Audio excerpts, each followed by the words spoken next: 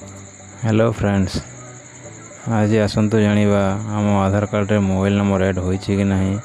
जदि आधार कार्ड रे mobile number add होइछि ताले आम आधार कार्ड रे क्यों मोबाइल नंबर ऐड होइछि ता संपूर्ण आम ए वीडियो रे जानि पाइबा।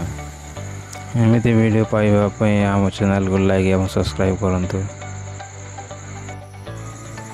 प्रथमे आम क्रोम ब्राउजर ओपन करिबा एवं सेटा लिखिबा uidai.gov.in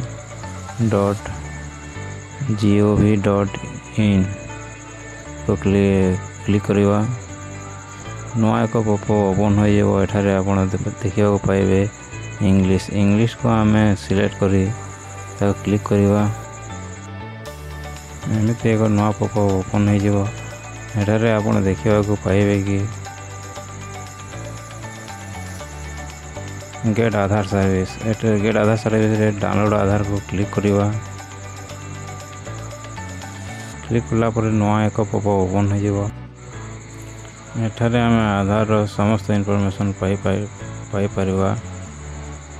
एठारे आम तलक आसवा तले लिखा हो चेक आधार वैलिडिटी। चेक आधार वैलिडिटी को आम क्लिक करवा।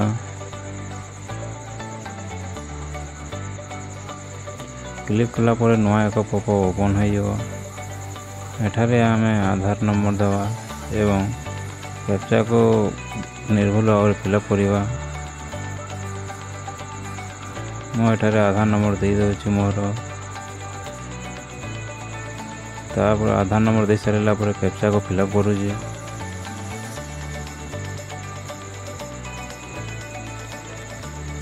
कैप्चा को फिलअप कला पर आम प्रोसीड उपरे क्लिक करवा।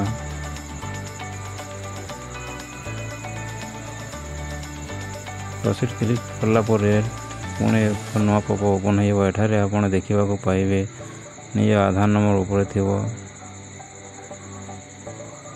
ता तले एज थिबो आपण केते बयस एवं केते होछि तापर तलको जेंडर थिबो तापर आपण क्यों स्टेट बिलोंग करते आपण स्टेट नाम थिबो एवं आपण मोबाइल नंबर शेष 3 डिजिट शो करिवो।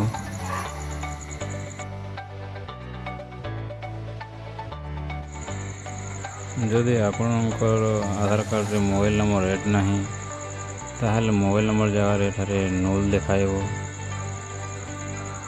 जे नूल देखाइले जानिबे आपण आधार रे मोबाइल नंबर ऐड नहीं।